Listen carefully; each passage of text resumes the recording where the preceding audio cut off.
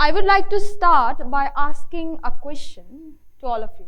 How many of you have seen a man crying or depressed in front of you? You can raise your hand. Fair enough, because I know it is very rare to see a man expressing his feelings in front of someone. But I have seen my father sad and depressed when my sister passed away, and I have seen my brother and many male friends indulging into addiction just because they had a breakup. And recently, one of my friend's father passed away by committing suicide. And all these factors has opened my eyes to the fact that men have mental health issues. Now, every year in India, 230,000 people commit suicide. But do you know what's the shocking part? Out of these 230,000 people, 150,000 are male. So today, standing here as a woman, I can say that we women have important men in our life, like our father, brother, son, husband, friends, an uncle, and boyfriend. And their mental health and mental well-being really matters. They are the reason why today we need to talk about men's mental health. But I know, in fact, I know it very well, that there are men who are facing serious mental health issues, but yet they refuse to seek help. Now, why do they do that? It is because they feel like this will make them look weak or less manly, and many of them feel like people don't understand their feelings. Because, yes, some of us usually judge men if they express their feelings.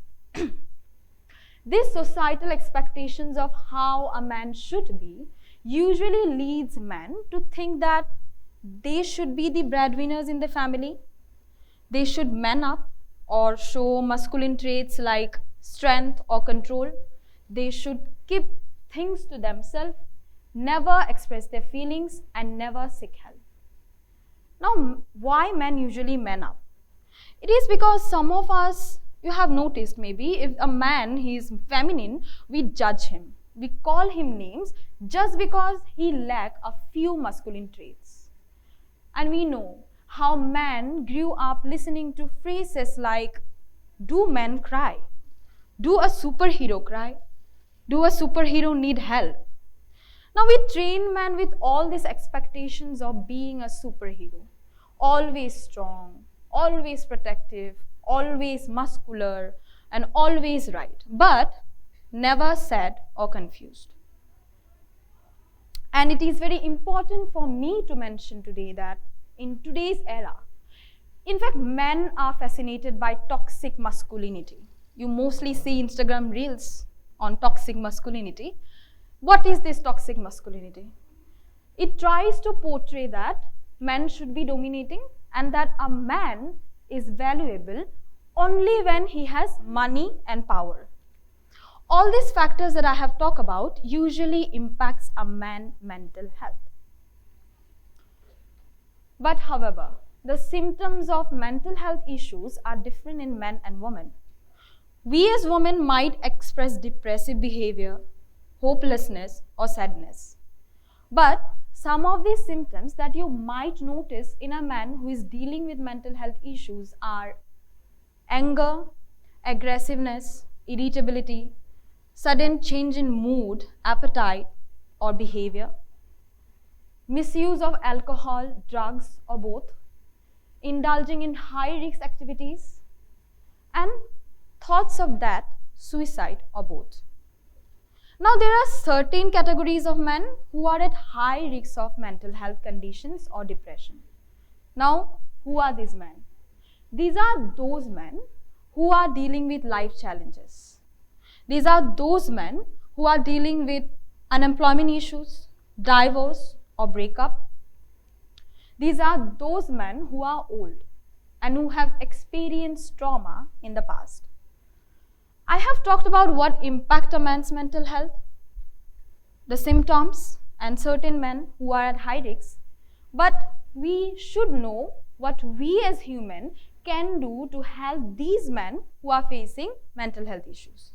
Now, what we can do is, we can try to start a conversation on mental health with them.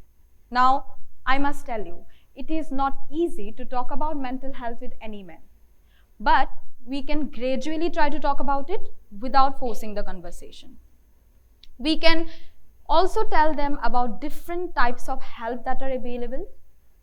We can encourage them to make healthy lifestyle changes like exercise and meditation, and we can also try to be a part of it. And most importantly, we should support men who want to take help, who choose to get help. And we should always give them space to talk about their feelings and emotions.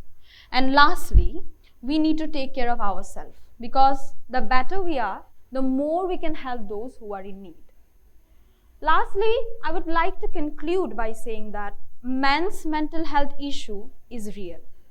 We need to talk about it more and make everyone aware about it. Now let's promise here today that we will never shame a man for choosing to get help. We will never shame a man for expressing his feelings, because we know that it is human to have emotions. Thank you.